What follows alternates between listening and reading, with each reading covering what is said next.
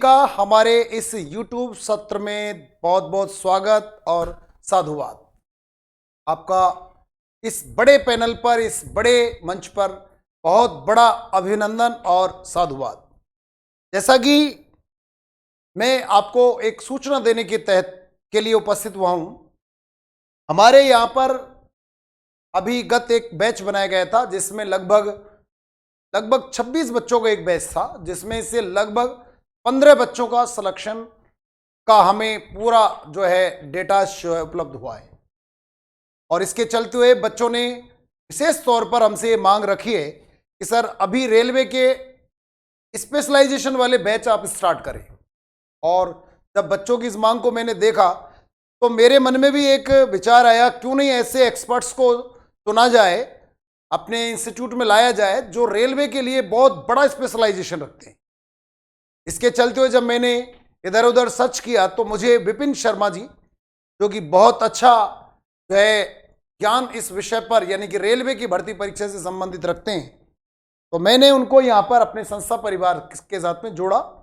और no doubt वास्तव में बहुत अच्छी नॉलेज भी रखते हैं। जैसा कि उन्होंने कहा कि सर लोको पायलट का और ये टेक्निकल जो टेक्नीशियन के जो बैच होते हैं उसके लिए वो बहुत ही शानदार मुझे भी जानकारी उपलब्ध करा रहे थे।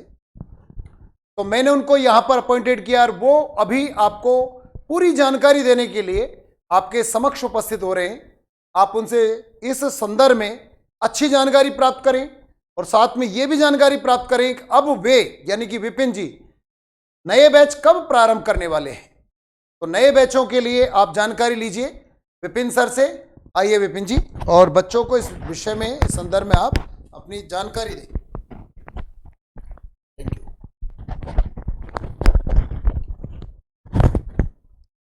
सबसे पहले तो स्वागत है आप सभी का नरेंद्र तिवारी IAS एकेडमी में। सभी बच्चे परिचित हैं इस नाम से।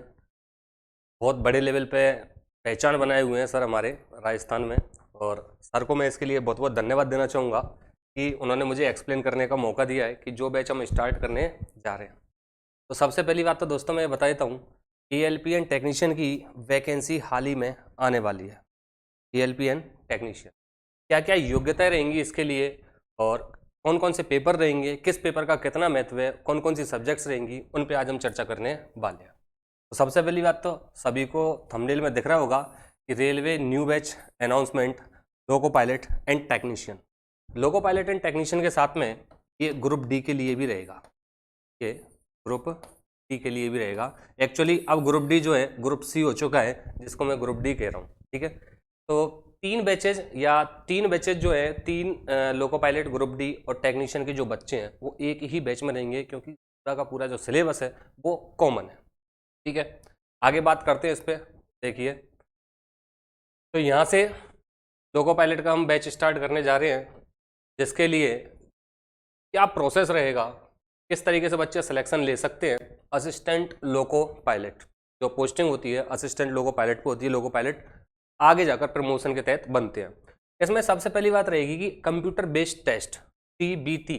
कंप्यूटर बेस्ड टेस्ट का मतलब हो गया आपको जो पेपर देना होगा वो ऑनलाइन देना होगा, ना कि कंप्यूटर का कोई पेपर होगा। सबसे पहली बात तो कंप्यूटर बेस्ड टेस्ट रहेगा CBT 1। 3 पेपर होते हैं इसमें, CBT 1, CBT 2 और साइको। तो CBT 1 के लिए हम बात करें तो नंबर ऑफ क्वेश्चंस जो रहते हैं वो 75 है।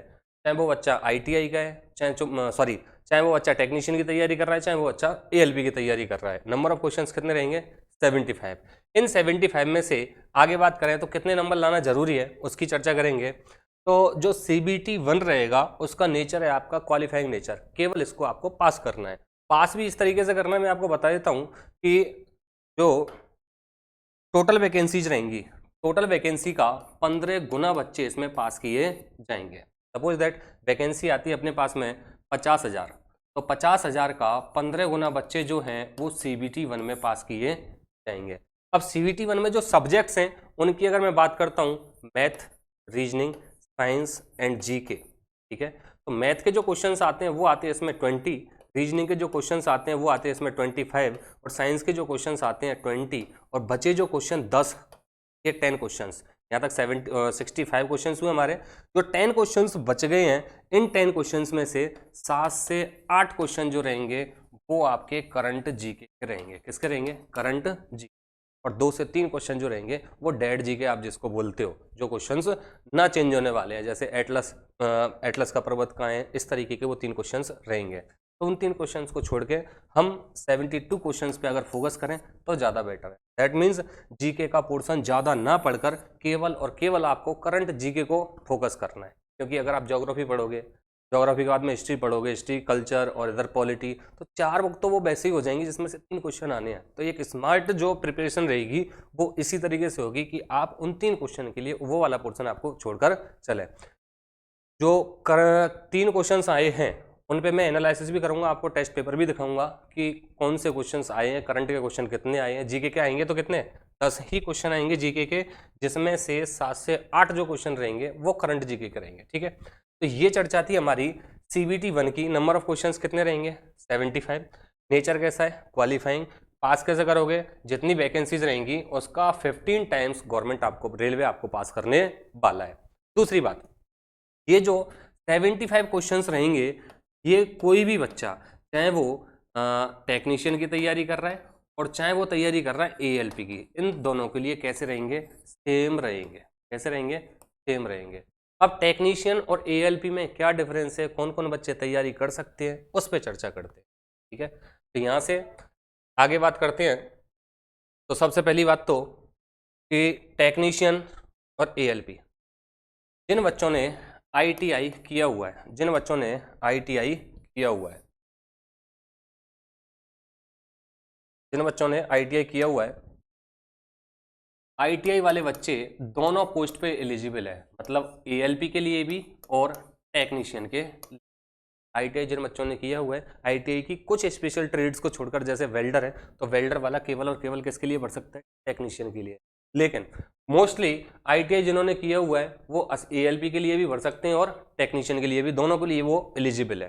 ठीक है, फिर आगे बात आती है कि जो टेक्नीशियन ALP है, ALP के लिए आपके साथ में जिन्होंने BTech किया हुआ है, जिन्होंने BTech किया हुआ है, TS वाले स्टूडेंट नहीं और सिविल वाले स्टूडेंट नहीं, जिन्होंने BTech किया हुआ है, चाहे वो मैकेनिकल से है, चाहे वो इलेक्ट्रिकल से है, चाहे वो इलेक्ट्रिशियन से है, जिन्होंने BTech किया हुआ है वो एलिजिबल है किसके लिए? ALP के लिए। ठीक है, लेकिन BTech वाला या फिर डिप्लोमा जिन्होंने पॉलीटेक्निक किया हुआ है, या फिर मैं कहूँ इसको डिप्लोमा वाले जो बच्चे हैं, वो भी किसके लिए एलिजिबल है? ALP के लिए एलिजिबल। फायदा किनको मिलने वाला है? या फायदा मिलने वाला है ITI वाले बच्चों को। कैसे मिलने वाला है? कि भाई वो ALP के लिए भी एलिजिबल है और टेक्नीशियन के लिए भी एलिजिबल है। बाकी इधर तो जिन्होंने BTech किया हुआ है या पॉलिटेक्निक किया हुआ है वो केवल और केवल ALP के लिए एलिजिबल है। तो पहले जो CBT 1 होना है वो चीज़ आपको समझ में आ गया होगा कि 75 क्वेश्चंस होंगे। 75 क्वेश्चंस जो CBT 1 के हैं वो टेक्नीशियन वाले के लिए भी सेम रहेंगे और ALP वाले के लिए भी। फिर आगे बात करें हम इस पे, CBT 1 में जितनी वैकेंसीज रहेंगी उसका 15 गुना पास किया जाएगा। जो बच्चे पास होंगे वो CBT 2 के लिए अपीयर होंगे। अब CBT 2 में आपके पास में 2 पार्ट रहेंगे, पार्ट A और पार्ट B। पार्ट A और पार्ट B। पार्ट A क्या है, पार्ट B क्या है, उस पर बात करते हैं। देखिए, पार्ट A में नंबर ऑफ क्वेश्चंस कितने रहेंगे? 100 और पार्ट B में नंबर ऑफ क्वेश्चंस कितने रहेंगे? 75। ठीक है, अब पार्ट A जो है उसके बेस पर मेरिट बनेगी और पार्ट B जो है वो केवल और केवल क्वालिफाइंग नेचर का रहेगा। तो इस पर चर्चा कर लेते हैं। देखिए, यहां बात करें हम पार्ट B जो है, पार्ट B जो है ये ALP एंड टेक्नीशियन दोनों के लिए है। पार्ट B जो है वो CBT 2, जो CBT 1 पास करके आएंगे बच्चे, CBT 2 में part A and part B, तो पार्ट B और पार्ट A वो दोनों बच्चों के लिए है, चाहे वो ALP की तैयारी कर रहा है वो चाहे टेक्नीशियन की तैयारी कर रहा है। Part A number of questions कितने रहेंगे? 100।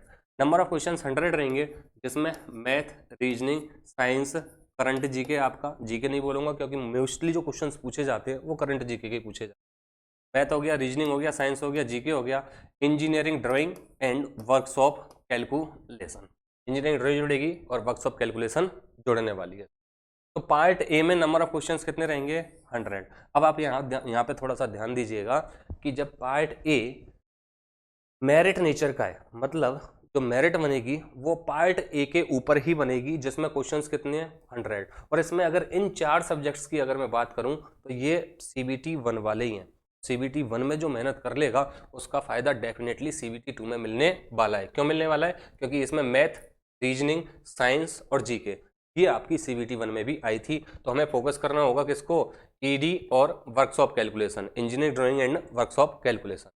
दूसरी बात, यहाँ से अगर कोई बच्चा टेक्नीशियन बनता है, अगर कोई बच्चा केवल टेक्नीशियन बनता है तो पार्ट ए में से जितने नंबर आएंगे उनके बेस पे बनेगा, लेकिन पार्ट बी में पास होना जरूरी है, मतलब क्वालिफाइंग नेचर का है, जिसमें पार्ट बी में 75 क्वेश्चंस होंगे और ये 75 क्वेश्चन संबंधित ट्रेड से होंगे। किससे होंगे? संबंधित ट्रेड से। जैसे ट्रेड किसी ने चूज किया डीजल, पॉलिटेक्निक वाला बच्चा है वो मैकेनिकल से पॉलिटेक्निक की उसने और ट्रेड चूज की उसने डीजल, तो यहाँ पे जो क्वेश्चंस आएंगे 75 ये किसके आएंगे? डीजल के क्वेश्चंस आएंगे। जो बच्चा जो ट्रेड चूज करेगा उसी ट्रेड के उसके क्वेश्चंस मिलने वाले हैं।